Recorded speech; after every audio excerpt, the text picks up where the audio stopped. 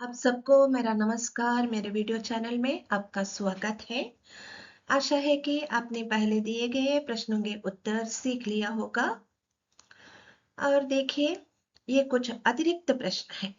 इसके उत्तर सीखने पर आपको पहले वाले उत्तर में भी कुछ आसानी अ, महसूस होगा। ठीक है, चलो शुरू करेंगे। ये तो अतिरिक्त प्रश्न है। क्या लिखे नामक पाठ पर अतिरिक्त प्रश्न यहाँ दिए गए हैं। पहला प्रश्न देखिए, नमिता और अमिता ने लेखक से क्या क्या विनती की। तो आप जानते हैं, नमिता ने कहा, दूर के ढोल सुहावने नामक मुहावरे पर एक निबंध लिखकर दे। फिर अमिता ने कहा कि उसे क्या चाहिए, उसे समाज सुधार नामक विषय पर एक निबंध चाहिए। ये दोनों निबंध लेखक उन्हें लिखकर दे दे, यही आग्रह उन्होंने प्रकट किया था, यही विनती उन्होंने की थी। अपेक्षित निबंध लिखने में लेखक के सामने क्या कठिनाई आई, यह तो दूसरा प्रश्न है। नमिता और अमिता के द्वारा बताए गए निबंध या अपेक्षित यानी रिक्वेस्ट निबंध लिखने में लेखक के सामने क्या क्या कठिनाइयां आ गई। देखिए, वो तो पहले असमंजस में पड़ गया, कंफ्यूजन में पड़ गया कि किसका आग्रह स्वीकार करूं और किसका आग्रह अस्वीकार करूं। Means whose request should be accepted and whose should be rejected।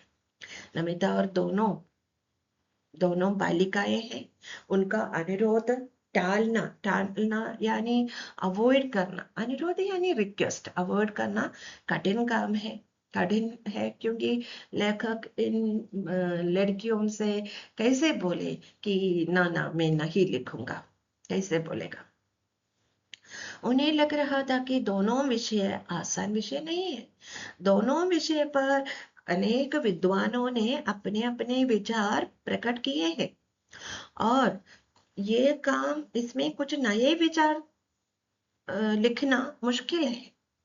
मौलिक विचार यानी ओरिजिनल थॉट्स लिखने के लिए कुछ समय लगेगा और उसके बारे में सोच विचार करना पड़ेगा, इसलिए उन्हें मुश्किल काम लगा और वे असमंजस में पड़ गए। असमंजस यानी कंफ्यूज। तीसरा प्रश्न देखिए, अंग्रेज के निबंधकार और पत्रकार लेखक मानते निबंध की सबसे बड़ी विशेषता क्या मानते हैं। उनके अनुसार निबंध की क्या विशेषता होती है। अंग्रेजी के प्रसिद्ध निबंधकार मार्टिन के अनुसार निबंध की बड़ी विशेषता ये है कि व्यक्तिगत होना चाहिए। निबंध लिखने वाला का व्यक्तिगत मीनिंग या व्यक्तिगत सोच विचार निबंध में होना चाहिए। निबंध में लेखक के अपने अपने निजी विचार यानी दूसरों के विचार निबंध में नहीं आना चाहिए। उनके अपने विचार, उनके अपने व्यक्तित्व और उनकी आत्मीयता उस निबंध में झलकने चाहिए। दूसरों या कहीं रेफरेंस करके, रेफरेंस बुक में से मिले गए ज्ञान से अधिक उनका अपने मौलिक विचार होना चाहिए। वो तो रेफरेंस बुक में से लेने वाले ज्ञान तो शुष्क ज्ञान है। उन्हें अपने विचार लिखने तो वह सही निबंध लग जाएगा या मौलिक निबंध बन जाएगा।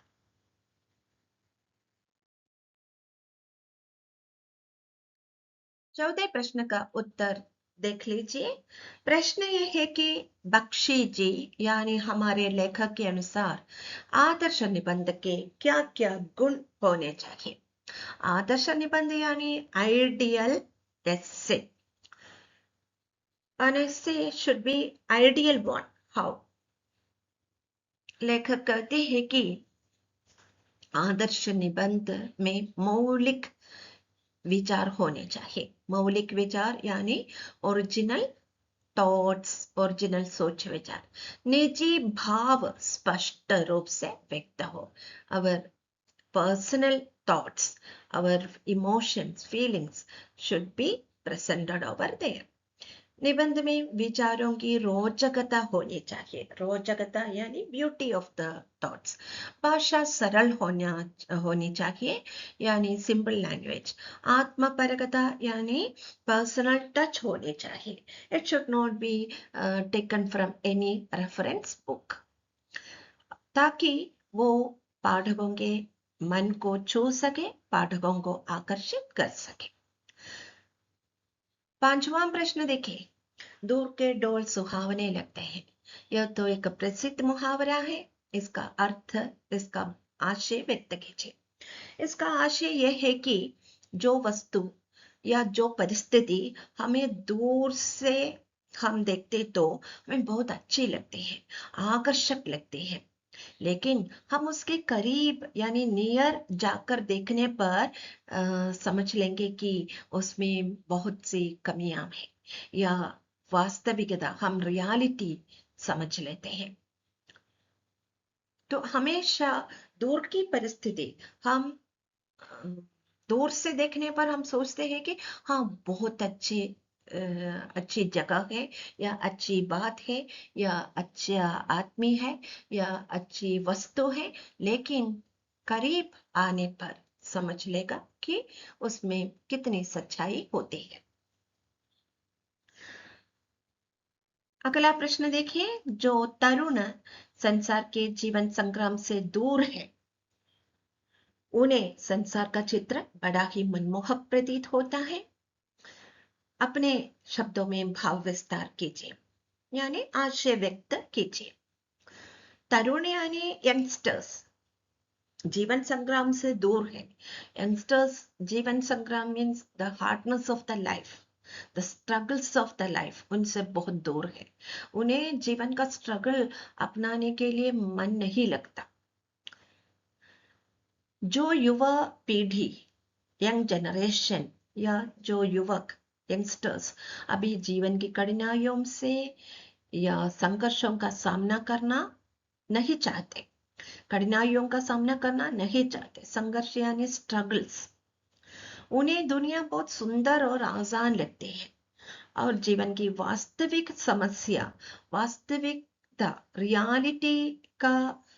रियलिटी की पहचान होते तो उन्हें बुरा लगेगा,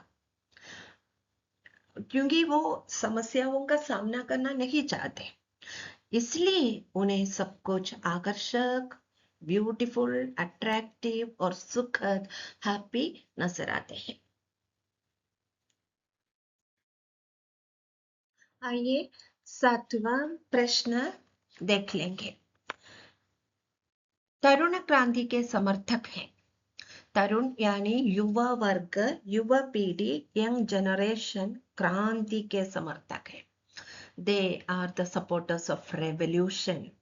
और वृद्ध यानी बुजुर्ग या बूढ़े लोग, या वृद्ध पीढ़ी, ओल्ड जनरेशन अतीत के गौरव का संरक्षक है।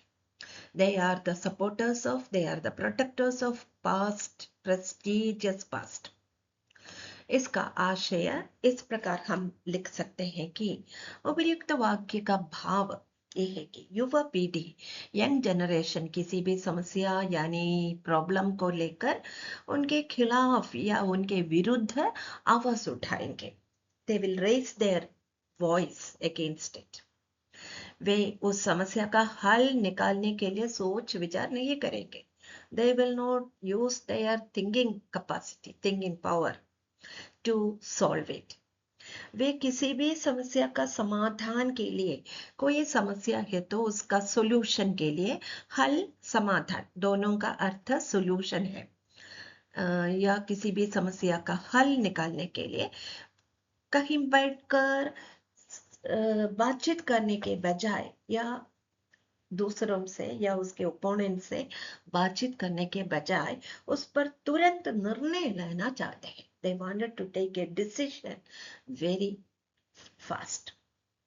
जबकि whereas वृद्ध पीढ़ी यानी बुजुर्ग यानी बूढ़े लोग या ओल्ड जनरेशन किसी समस्या के समाधान के लिए अपने अनुभवों का अ, सहारा लेते हैं और परंपरागत ढंग पर ट्रेडिशनल वे उसे उसका हल निकालने की कोशिश करते हैं। तो वृद्ध पीढ़ी हमेशा अपने अनुभवों और परंपरागत ढंग पर विश्वास करते हैं। वे उस पर विचार करेंगे। वृद्ध लोग और बुजुर्ग समय लेकर हल कर लेंगे। पाठ का सारांश भी मैंने यहाँ दिया है। क्या लिखूं पाठ में? बख्शी जी ने हमें समझाया कि सारांश यानी समरी है। हमें उन्होंने इस प्रकार समझाया कि निबंध लेखन कैसे करना है। निबंध लेखन मीन्स एसे राइटिंग। आदर्श निबंध लिखना एक कला है। पहले विषय तय कर लेना या विषय के बारे में सोच विचार करना और अपने मौलिक विचारों को इकट्ठा करें, फिर उस पर एक रूपरेखा बनाए। रूपरेखा यानी फ्रेमवर्क, आउटलाइन। दो लड़कियां नमिता और अमिता दोनों ने उनसे विनती की वे उनके लिए निबंध तैयार करके दे दे। नमिता ने आग्रह प्रकट किया कि दूर के डोल सुहावने नामक विषय पर और अमिता ने कहा कि समाज सुधार नामक विषय पर निबंध तैयार करें। तो लेखक सोचते हैं कि निबंध लिखना कोई आसान काम नहीं है। ये दोनों विषय कठिन विषय है। इस पर गहरे अध्ययन की आवश्यकता होती है, सोच विचार करने की आवश्यकता होती है। किसी रेफरेंस बुक के लेकर निबंध तैयार करना ठीक नहीं है। मौलिक सोच विचार, ओरिजिनल थॉट्स उसमें देना चाहिए। फिर मौलिक अपने मन के मौलिक विचार या यही मानसिक स्थिति से उन्हें तैयार करनी पड़ेगी और भावों की भी आवश्यकता होती है। वे कहते हैं कि निबंध शास्त्र के आचार्य यानी पायनियर ऑफ निबंध लेखन, उनके अनुसार निबंध सरल भाषा में लिखना चाहिए। A flow of simple language और विचार स्पष्ट होना चाहिए। Clear thoughts should be there. निबंधकार के मौलिक विचारों को सर्वोपरि सबसे अधिक निबंधकार के own thoughts, own original his own thoughts उसको महत्वपूर्ण मानते हैं। महत्वपूर्ण यानी इम्पोर्टेंट। समझ लिया ना? अगला प्रश्न ये है कि ये 8वां प्रश्न है। मनुष्य जाति के इतिहास में कोई ऐसा काल नहीं हुआ जब सुधारों की आवश्यकता ना हुई हो। ये वाक्य इसका भाव विस्तार या इसका आशय व्यक्त कीजिए। इसका आशय ये है कि मतलब ये है कि हर समय समाज में कुछ न कुछ समस्याएं होती हैं जिन्हें ठीक करने के लिए सुधार या मॉडिफिकेशन करना जरूरी है। It's important to modify it. Every time some issues will be there in the society. समाज यानी सोसाइटी। इतिहास के हर युग में when we look through the history we can see it. लोगों ने समाज को बेहतर बनाने का प्रयास हर काल हर युग में किए हैं और ये प्रक्रिया हमेशा चलती रहेगी और आने वाले समय में भी यही होगी। 9वां प्रश्न देखिए। निबंध छोटा होना चाहिए। छोटा निबंध बड़े की अपेक्षा अधिक अच्छा होता है। इसका भाव विस्तार कीजिए। अर्थ ये है कि निबंध में अनावश्यक लंबाई नहीं होनी चाहिए या निबंध बहुत बड़ा नहीं होना चाहिए। निबंध यानी ऐसे निबंध में अनावश्यक बातें लिखकर बहुत बड़ा लिखना ठीक नहीं है। छोटे निबंध में स्पष्ट विचार होगा, वो प्रभावशाली रहेगा। जबकि बड़े निबंध में जबकि यानी वेरास बड़े निबंध में बात बिखर सकती है। It is scattered here and there और सुंदरता कम हो जाती है और लोगों को समझने में दिक्कत या कठिनाई आ जाएगी। इसलिए निबंध संक्षेप यानी छोटा और स्पष्ट होना महत्वपूर्ण है। फिर अंतिम प्रश्न ये है कि आज जो तरुण है वही वृद्ध होकर अतिथि के गौरव का सपना देखेंगे। कहते हैं कि आज का तरुण कल के बूढ़े लोग हैं, कल का बुजुर्ग है। सही है ना? जो लोग आज युवा यानी यंग है, यंगस्टर्स विल बी भविष्य में बुजुर्ग हो जाएंगे, बूढ़े हो जाएंगे, या they are the elders. Today's youngsters are the elders of tomorrow. और तब वे अपने बीते समय को याद करेंगे और उन्हें अच्छा मानेंगे, अतीत का गौरव के बारे में बोलेंगे। अतीत का गौरव यानी द प्रेस्टिजियस पास्ट। वे भी आज के बुजुर्गों की तरह अतीत के गौरव के बारे में बोल देंगे। जैसे आज के वृद्ध अपने अतीत को याद करते हैं, वैसे ही आज के युवा भी आगे चलकर या भविष्य में अपने अतीत के बारे में सोचेंगे और उन्हें उनका महत्व बोलेंगे। आशा है कि आपने समझ लिया होगा। देखिए, आप तो अगर आपको पसंद आई तो सब्सक्राइब करना ना भूलिएगा। फिर अपने मित्रों को शेयर करना, उन्हें साझा कर दीजिए, लाइक कर दीजिए, अपने वैल्यूबल कमेंट्स भी दीजिए। धन्यवाद।